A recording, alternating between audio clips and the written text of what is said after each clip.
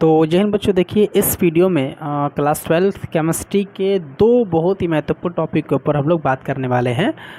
पहला टॉपिक होगा हमारा अणु संख्यता या आणविकता, यानी कि इंग्लिश में इसको बोला जाता है मॉलिक्यूलैरिटी। और दूसरा टॉपिक होगा हमारा अभिक्रिया की कोटि, यानी कोई एक अभिक्रिया है तो उसकी कोटि क्या होती है, हम कोटि कैसे ज्ञात करते हैं। मोस्ट इम्पॉर्टेंट टॉपिक है आपके एग्ज़ाम के पॉइंट ऑफ व्यू से भी, ठीक है। तो सबसे पहले हम समझने का प्रयास करते हैं बच्चों कि अणु संख्यता यहाँ पर क्या होती है। तो ध्यान देंगे यहाँ पे कि किसी अभिक्रिया की अणु संख्यता से तात्पर्य अभिक्रिया में क्रिया करने वाले उन अणुओं की संख्या से है जो आपस में टक्कर करके रासायनिक क्रिया करते हैं। अब देखिए, जैसे एक होता है अभिक्रिया, जैसे हम यहाँ पर एक अभिक्रिया लेते हैं 3A + 2B gives 2C + का 6D, ये एक अभिक्रिया है। क्लियर। अब अभिक्रिया में जो अभिक्रिया के पहले जो होता है पदार्थ, इसे कहा जाता है अभिकारक। आप ये जानते हैं, ये अभिकारक है। और अभिक्रिया के बाद जो प्राप्त होता है इसे कहा जाता है उत्पाद। ठीक। तो अभिक्रिया की जो अणु संख्यता होती है या फिर आणविकता होती है, उसका सीधा कनेक्शन होता है उन पदार्थों से जो टक्कर करके, आपस में टक्कर करके रासायनिक क्रिया करते हैं। टक्कर करके रासायनिक क्रिया कौन करता है? अभिकारक के अणु करते हैं। तो बस यहीं पर क्लियर हो गया कि भाई A का अणु 3 है और B का अणु 2 है ना भाई। अभिकारक के कौन से अणु हैं? अभिकारक का एक अणु A है और B है। तो अभिकारक के कितने अणु हैं? मतलब अभिकारक जो A, अभिकारक का पदार्थ जो A है, इसके कितने अणु हैं? सामने वाली संख्या देखिए 3। और अभिकारक का जो अणु B है, एक इसके कितने अणु हैं? 2 है। तो 2 धन 3 यानी कि 3 धन 2 5 होगा। यही होगा हमारा अणु संख्यता। यानी अणु संख्यता का मतलब ये होता है किसी अभिक्रिया में जो अभिकारक हैं उनके अणुओं की संख्या का योगफल अणु संख्यता कहलाता है। ठीक है। इसका सीधा सीधा तात्पर्य ये होता है कि भैया जो अभिक्रिया है और अभिक्रिया में जो भाग लेने वाले जो अभिकारक के अणु हैं, जो टक्कर करके अभिक्रिया कराते हैं, टक्कर करके रासायनिक क्रिया कराते हैं, उनकी कितनी संख्या है। तो अगर आपसे इस रिएक्शन से पूछा जाए कि भैया बताइए कि इस रिएक्शन में अणु संख्यता कितनी है, आणविकता कितनी है, यानी कि कैपिटल M कितना है, तो आप कहेंगे कि A का अणु 3 है और धन B का अणु 2 है। तो 3 और 2 5, यानी कि हमारा जो आंसर हो जाएगा इस अभिक्रिया की जो अणु संख्यता हो जाएगी वो 5 हो जाएगी। यानी कि आप ये कह सकते हैं कि किसी अभिक्रिया की जो आणविकता होती है, जो अणु संख्यता होती है, जो मॉलिक्यूलैरिटी होती है, वह उस अभिक्रिया के अभिकारक के, उस अभिक्रिया के अभिकारक के अणुओं की संख्या के योगफल के बराबर होता है। बस आपको ये चीज़ ध्यान रखना है। मैं यहाँ पर एक और रिएक्शन लिखता हूँ और मैं दिखाता हूँ कि उसकी आणविकता आप कैसे निकाल सकते हैं। आप ये जानते हैं कि जब आप नाइट्रोजन और हाइड्रोजन का रिएक्शन कराते हैं तो आपको अमोनिया मिलता है, यानी कि NH3 मिलता है। ठीक है। आप किसी भी रिएक्शन की आणविकता तब तक नहीं निकाल सकते हैं जब तक कि आप उसको बैलेंसिंग रूप में ना लिखें। हाइड्रोजन यहाँ पर देखिए, हाइड्रोजन यहाँ पर 2 है, हाइड्रोजन यहाँ पर 3 है, नाइट्रोजन यहाँ पर 2 है, नाइट्रोजन यहाँ पर 1 है। तो 2 करने के लिए नाइट्रोजन को आप यहाँ पर 2 लगाएंगे, जिसके चक्कर में हाइड्रोजन आप 3 दूना के 6 कर बैठेंगे। तो यहाँ पर हाइड्रोजन 6 करने के लिए 3 यहाँ पर आप लगाएंगे। एक चीज़ मैं आपको बता देना चाहता हूँ कि जो A के आगे, B के आगे, C के आगे, जो D के आगे जो संख्याएं आपको दिखाई दे रही हैं, जो गुणांक आपको दिखाई दे रहा है, इसको कहा जाता है स्टोइकोमेट्रिक गुणांक। क्या कहा जाता है? स्टोइकोमेट्रिक गुणांक। ठीक है, ये चीज़ ध्यान रखिएगा। मेट्रिक गुणांक, स्टोइकोमेट्रिक गुणांक क्या कहा जाता है? इसको स्टोइकोमेट्रिक गुणांक। तो देखिए, नाइट्रोजन का स्टोइकोमेट्रिक गुणांक कितना है? 1 है। हाइड्रोजन का स्टोइकोमेट्रिक गुणांक कितना है? 3 है। तो इस अभिक्रिया की जो आणविकता होगी वो 3 धन 1 4 हो जाएगा। यानी आणविकता M बराबर 1 धन का 3 बराबर में 4। किसी भी अभिक्रिया की आणविकता निकालने के लिए, अणु संख्यता निकालने के लिए आपको उत्पाद से कोई लेना देना नहीं है। अभिकारक के जो स्टोइकोमेट्रिक गुणांक है उनसे मतलब है, उनके योगफल को हम कहते हैं उस अभिक्रिया की अणु संख्यता गुणांक। मुझे उम्मीद है समझ में आया होगा। एक लास्ट यहाँ पर हम लेते हैं एग्जाम्पल और समझने का प्रयास करते हैं कि अगर हमारे पास एक अभिक्रिया है 2N2O5 और इसको जब हम हीट करते हैं तो ये टूट जाता है 4NO2 + O2 में। तो बताइए कि इस अभिक्रिया की, माफ़ करिएगा, इस अभिक्रिया की जो आणविकता है कितनी है। तो आप क्या कहेंगे कि भाई इसकी आणविकता कितनी है। अभिकारक का कौन सा अणु है, ये है अभिकारक का। इसका स्टोइकोमेट्रिक गुणांक क्या है, 2 है। तो इसका आंसर कितना हो जाएगा, 2 हो जाएगा। बस यही है आपका किसी भी अभिक्रिया की अणु संख्याता यानी कि मोलेक्युलैरिटी। तो ठीक है बच्चों, अगला जो हमारा टॉपिक है अभिक्रिया की कोटि, हम देख लेते हैं कि अभिक्रिया कोटि क्या है। पढ़िए यहाँ पर क्या लिखा है। कह रहे हैं कि प्रेक्षित दर समीकरण में सांद्रण पदों पर लगाया जाने वाला घातों का योग अभिक्रिया की कोटि कहलाता है। यह एक प्रायोगिक मान होता है जो प्रेक्षक करके निकाला जाता है। क्या मतलब हुआ, मैं आपको समझाता हूँ। फिलहाल अभी आप देखिए कि प्रेक्षित दर समीकरण हम कैसे निकालते हैं किसी अभिक्रिया का। इसके लिए आप एक चीज़ ध्यान रखिएगा कि मान लीजिए कि एक समीकरण है 3a + 2b, उदाहरण की मैं बात कर रहा हूँ यहाँ पे। 3a + 2b गिव्स 4c + का 6d। ये एक समीकरण है, मान लीजिए एक इक्वेशन है ना, ये रासायनिक अभिक्रिया है। इसका आप प्रेक्षित दर समीकरण कैसे निकालेंगे समझिए। तो आप यहाँ पर लिखेंगे प्रेक्षित दर समीकरण, प्रेक्षित दर समीकरण, ठीक है।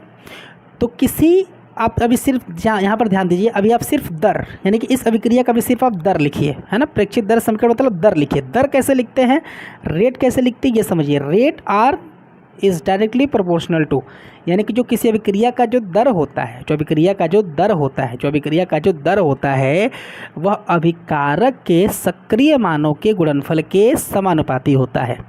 क्या मैंने कहा कि किसी अभिक्रिया का जो दर होता है, जो रेट होता है, वह अभिकारक के सक्रिय मान, अभिकारक के सक्रिय का मान मतलब क्या हुआ, अभिकारक का सक्रिय मान। जैसे अभिकारक ए और बी है तो ए का सक्रिय मान ए, ऐसे ब्रैकेट लगाएंगे, और बी का जो सक्रिय मान होगा बी, ऐसे ब्रैकेट लगाएंगे कि गुणनफल के समानुपाती होता है।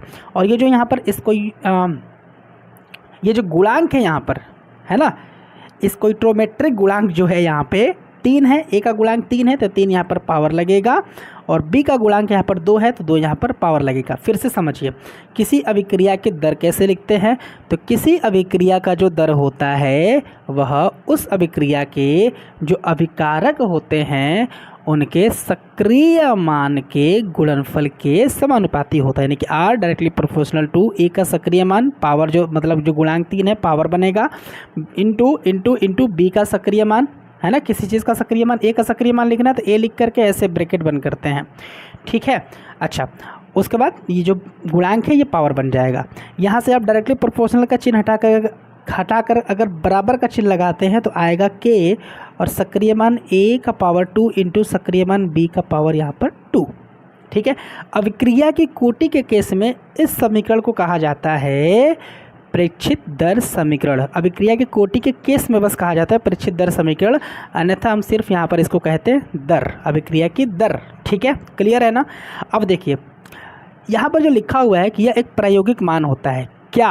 क्या प्रायोगिक मान होता है, जो अभिक्रिया की जो कोटि होती है इसे प्रयोग करके निकाला जाता है कि भैया हमारे पास एक अभिकारक ए था, एक अभिकारक बी था, हमने उसको अभिक्रिया कराया किसमें, लैब में, और लैब में कराने के बाद जो रिएक्शन मिला वो ये मिला, ठीक है। और इस रिएक्शन से जो प्रेक्षित दर समीकरण हमने प्राप्त किया वो ये प्राप्त किया। तो अब बताइए कि इसकी यानी कि इस अभिक्रिया की कोटि कितनी है। तो कोटि का मतलब एन कितनी है, कुछ भी नहीं करना है। यहाँ पर साफ साफ लिखा है भैया कि 2 और 2 को आप जोड़ दीजिए, ये 3 है ना, 3 और 2 को जोड़ दीजिए, 3 और 2 5, इस अभिक्रिया की कोटि हो जाएगी। यहाँ पर 3 है, 3 और 2 5, अभिक्रिया की कोटि हो जाएगी। समझिए बात को, ये ए और बी जो हम सक्रिय मान कह रहे हैं इसी को कहा जाता है सांद्रण, यानी प्रेक्षित दर समीकरण में ये जो आपके पास ये जो प्रेक्षित दर समीकरण है इसमें जो सांद्रण पदों पर जो घात है, ये जो ए सांद्रण पद है इसके ऊपर घात 3, बी का सांद्रण पद, देखिए ए का सक्रिय मान या फिर ए का सांद्रण पद, ये सांद्रण पद कहिए या फिर सक्रिय मान कहिए, एक ही चीज़ है। तो ए का यानी ए जो सक्रिय मान है इसका घात, बी का सक्रिय मान जो है इसका घात का जो योगफल है, इसे ही हम कहते हैं किसी अभिक्रिया की कोटि। और यह एक प्रायोगिक मान होती है, यानी कि लैब में यह मान निकाल करके, इस प्रेक्षित दर समीकरण को निकाल करके हम दर निकालते हैं, अभिक्रिया की दर निकालते हैं, है ना। अच्छा, ये चीज़ हो गया। मैं आपको एक और एग्जांपल देता हूँ। हमारे पास एक रिएक्शन है NaCl plus AgNO3 silver nitrate gives AgCl plus sodium nitrate NaNO3। ठीक है, ये एक आपके पास एक अभिक्रिया का रिएक्शन है। हमने कहा कि इसकी कोटि बताइए, तो सबसे पहले आप लिखिए यहाँ पर प्रेक्षित दर समीकरण। प्रेक्षित दर समीकरण सबसे पहले आपको ये लिखना है, प्रेक्षित दर समीकरण। कैसे लिखेंगे प्यारे बच्चों? प्रेक्षित दर समीकरण लिखने के लिए लिखेंगे R बराबर NaCl को उठाइए, तो NaCl का सक्रिय मान लिखिए। इसका घात कितना आएगा? तो यहाँ पर जो गुणांक है ये 1 है, तो गुणांक 1 आएगा, गुणे जो दूसरा आपके पास अभिकारक पदार्थ है उसका सक्रिय मान यानी कि उसका सांद्रण लिखिए। AgNO3 का पावर यहाँ पर क्या रहेगा? 1 ही रहेगा। और यहाँ से आप के लगाएंगे ज़रूर। ठीक है, अब यहाँ से आप लिख सकते हैं n का मतलब अभिक्रिया की कोटि। कैसे होगा? घातों को जोड़ दीजिए, 1 धन 1 2, तो ये हो जाएगा द्वितीय कोटि की अभिक्रिया, यानी इसकी जो कोटि होगी, इस अभिक्रिया की जो कोटि होगी कितनी हो जाएगी? 2 हो जाएगी। तो क्या होता है? अभिक्रिया की कोटि क्या होती है? किसी अभिक्रिया की जो कोटि होती है बच्चों, वो प्रेक्षित दर समीकरण का जो सक्रिय मान होता है उनके घातों के योगफल के बराबर होता है। मैं फिर कह देता हूँ, सक्रिय मान मतलब आप सक्रिय मान कहिए, आप सांद्रण कहिए, आप मोलर सांद्रता कहिए, सब एक ही चीज़ है, कोई अलग अलग नहीं है। समझ आया? तो यही होता है अभिक्रिया की कोटि। बच्चों, हमारे पास एक अभिक्रिया है, एक रिएक्शन है। आपको बताना है कि इस अभिक्रिया की आणविकता यानी कि m कितना होगा, और आपको बताना है कि इस अभिक्रिया की कोटि यानी कि स्मॉल n कितना होगा। ठीक है, तो m बताने के लिए हमने क्या कहा कि किसी भी अभिक्रिया की जो आणविकता होती है उस अभिक्रिया के जो अभिकारक होते हैं उनके स्टोइकोमेट्रिक गुणांक के योगफल के बराबर होता है, या फिर सिर्फ गुणांक के योगफल के बराबर होता है, या फिर जितने अणु होते हैं उनके योगफल के बराबर होता है। हमने कहा कि भाई FeCl3 एक अणु है, कितने अणु हैं इसके? 2 धन SnCl2 के कितने अणु हैं? कुछ नहीं है, तो 1 है। इसका जो आणविकता होगी 2 और 1 3 हो जाएगी। मैंने कहा n बताइए, तो n बताने के लिए पहले आपको लिखना पड़ेगा इस अभिक्रिया की प्रेक्षित दर समीकरण। तो मैंने यहाँ पर लिखा प्रेक्षित दर समीकरण, प्रेक्षित दर समीकरण R is equal to FeCl3 और यहाँ पर आप के लगा कर लिखेंगे। बराबर लिखते हैं तो के लगाना पड़ता है, कांस्टेंट लगाना पड़ता है। यहाँ पर देखिए स्टोइकोमेट्रिक गुणांक जो है 2 है, तो पावर 2 बनेगा। गुणे करने के बाद SnCl2 है, इसका आप सक्रिय मात्रा लिखेंगे, पावर यहाँ पर आप 1 लगाएंगे, और यहाँ से आप n का मान निकाल सकते हैं। जो घात है सक्रिय मात्राओं के उनके योगफल करके, उनका योग करके, उनका जोड़ करके 2 और 1 3, यानी इस अभिक्रिया की जो कोटि होगी वो कितनी हो जाएगी? 3 हो जाएगी। मुझे उम्मीद है कि अभिक्रिया की कोटि निकालने में आपको कोई प्रॉब्लम नहीं आएगी, लेकिन एक पेच है। पेच क्या है समझिए। अगर मैं आपको ये रिएक्शन दूं कि H2 + Cl2 गिव्स 2HCl, बताइए कि इसकी कोटि क्या होगी? तो आप क्या कहेंगे कि सर पहले आप इसका निकालिए प्रेक्षित दर समीकरण R इज इक्वल टू के H2 सक्रिय मात्रा लिख करके पावर 1। अच्छा, पहले बैलेंस तो करना पड़ेगा। देखिए बैलेंस तो है ना, बिल्कुल बैलेंस है, 2 H है 2 Cl है, क्लियर। अच्छा, Cl2 लिख करके इसका सक्रिय मात्रा यहाँ पर पावर 1 लगेगा, क्योंकि इसका गुणांक कितना है? 1 है, स्टोइकोमेट्रिक गुणांक। इससे आप अगर n निकालेंगे तो n कैसे निकालेंगे? सक्रिय मात्रा का जो घात है उसका योगफल करके, 1 धन 1 2, तो आप कहेंगे इस अभिक्रिया की जो कोटि है वो 2 है। लेकिन मैंने आपको कहा कि जो अभिक्रिया की कोटि होती है यह एक प्रायोगिक मान होता है। ठीक है, और प्रयोगों के आधार पर ऐसा देखा गया बच्चों कि ये जो अभिक्रिया है और इसमें जो अभिकारक हैं यह सांद्रण पर, यानी कि इस अभिक्रिया का जो वेग होता है इसके अभिकारक के सांद्रण पर निर्भर नहीं करता है। ठीक है, यानी ये जो अभिक्रिया है, इस अभिक्रिया में ये जो अभिकारक हैं, तो इन अभिकारक पर निर्भर नहीं करता है। कौन? वेग। अभिक्रिया का वेग निर्भर नहीं करता है। ठीक, तो अगर किसी अभिक्रिया का वेग